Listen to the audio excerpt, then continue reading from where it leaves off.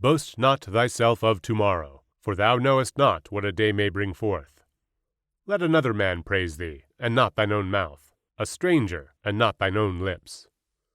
A stone is heavy, and the sand weighty, but a fool's wrath is heavier than them both. Wrath is cruel, and anger is outrageous, but who is able to stand before envy? Open rebuke is better than secret love. Faithful are the wounds of a friend, but the kisses of an enemy are deceitful. The full soul loatheth an honeycomb, but to the hungry soul every bitter thing is sweet. As a bird that wandereth from her nest, so is a man that wandereth from his place. Ointment and perfume rejoice the heart, so doth the sweetness of a man's friend by hearty counsel. Thine own friend and thy father's friend forsake not, neither go into thy brother's house in the day of thy calamity, for better is a neighbor that is near than a brother far off. My son, be wise, and make my heart glad, that I may answer him that reproacheth me. A prudent man foreseeth the evil, and hideth himself, but the simple pass on and are punished. Take his garment that is surety for a stranger, and take a pledge of him for a strange woman.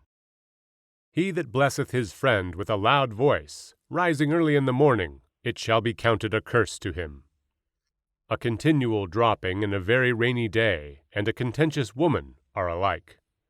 Whosoever hideth her hideth the wind, and the ointment of his right hand, which bewrayeth itself. Iron sharpeneth iron, so a man sharpeneth the countenance of his friend.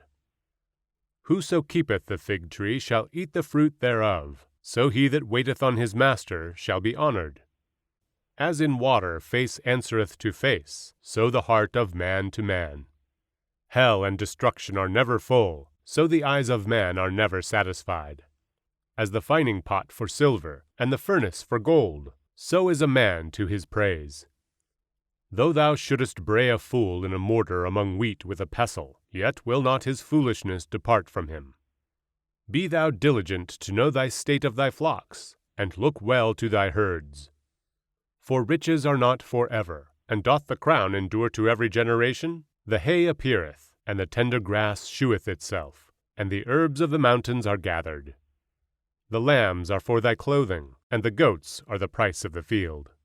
And thou shalt have goat's milk enough for thy food, for the food of thy household, and for the maintenance for thy maidens.